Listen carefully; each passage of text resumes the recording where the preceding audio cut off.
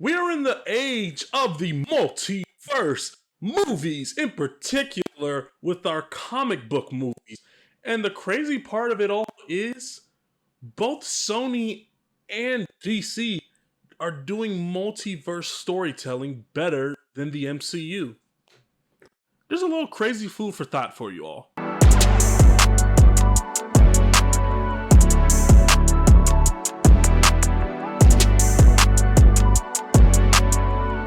What's up, everybody? I am back here once again for you all for another review, and today I'm going to be reviewing the latest movie in the DC universe known as The Flash. And The Flash goes as follows.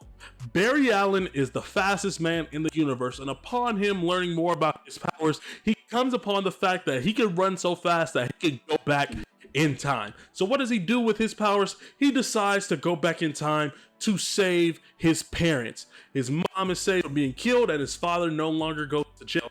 But upon doing so comes major deadly consequences to where the universe is crumbling as its own, and Barry must utilize his wits and the heroes in this newly formed universe he created to save the universe. Now, if this movie, man, I don't even know where to begin with all the off-camera drama. I don't even feel like discussing the Ezra Miller situation. I'm gonna just go right off the bat with this. Ezra Miller, he should not be able to play the Flash ever again after this movie. I hope James Gunn and them, they do the right thing and they don't have him be the Flash ever again. We got that out of the way. With this movie was supposed to be made damn near 5 years ago. And here we are in 2023, and it has finally came out. We've heard rumblings about there was different endings shot over time because DC regime at Warner Brothers completely got switched up. So it's supposed to be one ending at one point, another ending at another point, and then we have the theatrical ending that we have now. So this movie has been through it all, and we finally got it. And what are my thoughts on this movie? I thoroughly enjoyed this movie. I thought the movie was great. I had a great time watching this movie in theaters. There were some people like James Gunn who tried to sit there and say that this is one of the greatest comic book movies ever made. And I am going to right now say that it is not, but it is great nonetheless. I had a fun time enjoying it. And this is the reason why this review is coming in a little late. It's because of that first showing. I didn't know my full thoughts on it. I needed a second one. So I just went and got my second viewing of it to where I have my solidified thoughts. And I really do enjoy this movie. It's probably going to end up being my third or fourth favorite comic book movie out of the entire DC universe. I thought Ezra Miller, going into the positives real quick, I already said what I said about Ezra Miller in the beginning. Ezra Miller does a solid job in this movie. He does a solid job as Barry Allen. He doesn't give the greatest performance. You know, there's some moments where I feel he overacts and with his performance, especially with the fact that he's playing two roles, the current version of himself and an 18-year-old version of himself. He can get annoying with his performance as Barry Allen for a little bit of the film. But once he needs to balance it out and get a little bit more serious, that's when we get a more nuanced performance from Ezra Miller. And I thought he does a very solid job within this movie as Barry Allen, because we go on a journey with Barry Allen. We see his struggles and what he's going through with his father being in jail for a crime he did not commit, and his mother ended up dying when he was a very young age. So he's feeling a whole bunch of pain and tragedy within himself. So he decides to go about going back in time to save his mother, which is something that probably a lot of us would do if we had the powers of being the fastest man in the universe. I'd probably do the same thing. So I feel like the storytelling and the progression with that in this movie of him going back in time and then him trying to fix what he's done and just, trying to find that bigger identity of being a hero. And the theme of it is you could either save one life or you could save millions of lives. And that's the major dilemma that Ezra Miller's Barry Allen has to face within this movie. Because as soon as he decides to make that change, to go back in time and save his mother, things go a total awry, as you see in the trailer with Ben Affleck's Batman, who is in a small part of the movie. He's not a giant part, but he's not only a cameo either. He has a very minor part to this movie where he tells Barry, don't let your tragedy define you. There's a whole, if you go back in time, one thing, you have no idea the consequences that come with it. And we see those consequences that came with Barry making that one little change, because it's the butterfly effect, like it said within this movie. One little change caused catastrophic changes all around. And I really feel that Eddie Muschietti did a great job with the storytelling direction of this movie, as we see the progression of Barry Allen as a young hero, as a young man growing up to be a more adult, more mature hero in his own right within this movie, and just seeing the depth that he has to go through with being Barry Allen and dealing with the trauma that he's faced throughout his life, and all he wants is just that genuine connection with his own parents, what any young kid would want within his own life. And I'm really glad that we were able to see that within this movie, layered underneath all the crazy time traveling multiversal shenanigans, because this movie has a lot more heart, a lot more depth, layers underneath it all. No, this is not, with this being a multiverse movie as well, this is not just cameo palooza. As we see Michael Keaton's Batman pops up in this movie. We have a Supergirl, Sasha, Calle. The director, for some whatever reason, decided to spoil one of the major cameos within this movie, which I wish I was not spoiled of that cameo before watching this movie, because it would have been a lot more cooler for me to experience that being surprised. But he spoiled it for us. It is what it is. And it's not just that, it's a great story layered underneath it all, because when it comes to multiversal storytelling, it can get very convoluted and very conjoined and very fast, and so to the point where you're having to rely on the cameos just for the oohs and the moments, just for us to be happy and satisfied as a fan. I loved where they took this film. It has some great pacing throughout.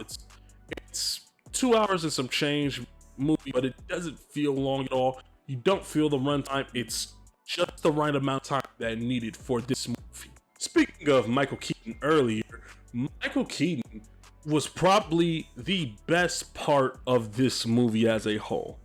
He killed it. You buy into the fact that Michael Keaton, what is he, in his 60s now? Within his older, more mature age, you can still buy into the fact of him being Batman. Obviously, he's going to have a stunt double to do some of the hand-to-hand combat scenes and the action scenes throughout, no doubt. But Michael Keaton was great as Bruce Wayne / Batman within the age that he's in now. And it makes sense the way they tied them in this movie together. Another big standout for this movie is Sasha Calle as Supergirl. Now, I went into this movie not knowing exactly what to expect out of her character. I do not know much about this actress at all, so I was just going in hey, hope she does great. And man, she killed it in this movie. She was absolutely great in what she's brought into this movie. I loved her character and her presence being felt within this movie, and it made sense for her to be within this storyline as well. And then let's circle it back to 18-year-old Barry Allen. 18-year-old Barry Allen, in which this kind of leads into my negatives. I very much was, especially with my first screening of this movie, I very much got annoyed so fast when his character was introduced and doing what he was doing. And then with Ezra Miller's performance as well, I got so annoyed so fast. I'm like, oh goodness, is this what we're finna be going for the whole movie? Because for the most part, the comedy in this movie works for about 90% of the movie, outside of the opening scene where Barry's in this sandwich shop dealing with this sandwich clerk, and the 18-year-old Barry. 18-year-old Barry, he does have funny moments a little bit sprinkled throughout this movie, but he was so goddamn annoying in the beginning parts where I was like, my gosh, I might have to tune out of this one. I might have to tune out this movie as a whole. But as the character progresses, he was fine, and you kind of understand, like, and was I really this annoying when I was 18 as well? So it kind of sense for what exactly they were going for, especially with a Barry Allen that's 18 years old, an alternate timeline where his parents actually do live and survive at that current point in time. So it kind of makes sense for the performance that Ezra Miller gave as the 18-year-old version of himself, and the visual effects of young Barry Allen with current age Barry Allen, them being side to side, was just chef's kiss. It was beautiful the way that they did it. I have not seen no visual effect be done as great as that one was in a very long time, and I feel they pulled it off greatly for this movie. Now, with a comic book movie, you're gonna have your fight sequences and whatnot, and I feel that for the most part, the fight scenes and action scenes throughout this movie were magnificent. My favorite was probably Michael Keaton's Batman fight scene when the certain scene where they have to go out to Serbia, which I won't spoil, and I thought that scene was just great. We got Sasha Calle, Supergirl, going up against Zod, which it was fun to see Zod pop up back in this movie from the first Man of Steel. And they have a tremendous superhero action fight scene as well. And then there's also the opening action sequence as well. It involves Barry Allen rescuing some civilians, some very infant civilians at that. And I thought that sequence was great. I loved how they pulled that off. Having said that, though, that it ties back into, in particular, the opening scene, it ties back to the CGI in this movie, which was, whew, it was very suspect in certain aspects of this movie. Some parts, like director Andy Muschietti, he mentioned that, in particular, the Speed Force scenes, that they're supposed to kind of look like that. They're not supposed to look real. But at the same time, it's not supposed to be looking so glossy and like a PlayStation 2 cutscene, because it did not look good at all. I will slightly give a pass to those Speed Force scenes, just because I know what they were trying to go for in that particular scene. But within that opening sequence, like, some visuals of certain human-like characters did not look great to me at all. Although there's not much you can really do to make it fully realistic. You're not gonna drop down a whole bunch of infants from the sky. You just can't do it. But some of the CGI within this movie did very much look very glossy, very unfinished, and it kind of will pull you out of the movie for a little, just depending on who you are. Because it definitely did for me, just for a little bit. With my second screening, I didn't mind it as much, but for that first screening, I was like, whoa. Yeah, this does not look good at all. Like, at all. And it's not the entire movie. The movie does not look good visually. It's just those certain sections. It just depends on how certain, if you as a particular audience member are going to be able to take it and understand what he's going for in certain scenes where it's looking a bit glossy and not real. And they had the right idea for it, but it just was not fully executed the way that they want. They had an idea, but not a fully fleshed out idea. If you kind of understand where I'm going with this, but yeah, outside the glossy CGI, the annoying 18-year-old Barry, some of the humor just not working for me, and then some of the third act as well. It does feel a little bit disconjointed in a way. And Barry Allen, it's honestly like he kind of was the weakest part of his own movie, in particular with that final action sequence. Everybody else shined a whole bunch brighter than Barry Allen does himself within his own movie. And that's kind of questionable, with the Flash and everything. You got Michael Keaton, Sasha Calle, Supergirl, Ben Affleck's Batman, and a whole bunch of other cameos that popped up as well. The Flash was honestly, the weakest part of his own movie. And it's sad because you're the title-centric character. This is your movie, but everybody else is shining brighter than your own self.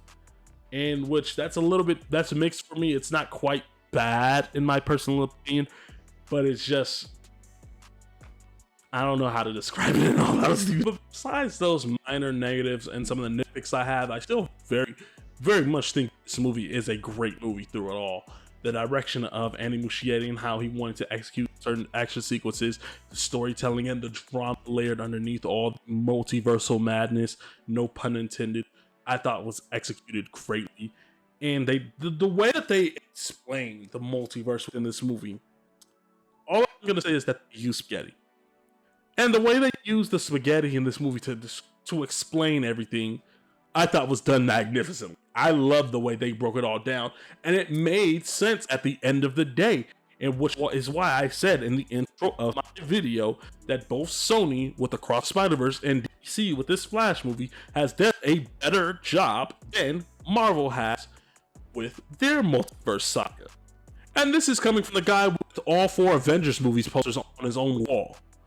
You know how I feel about the MCU. It's just, some studios do multiversal storytelling better than others, and that's okay. Well, now, and I won't spoil any of the cameos that happen in this movie. All I'm going to say is that, it goes into the special effects that they did. It did not look particularly great, in my honest opinion. But the idea they are going for and how it was showcased, I still, at the end of the day, had a big smile on my face. I was shocked at one of the scenes that I saw within this movie. I was like, whoa, they went there. And I thought that shit was very cool. That was some great fan service there. And I don't understand what the problem is with some people when it comes to the term fan service.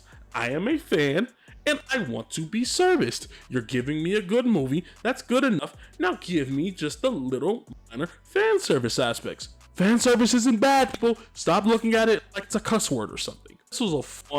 This is a fun little thrill ride to watching the movies. I thought Ezra Miller does a solid job within this movie, though he should not play the Flash ever again.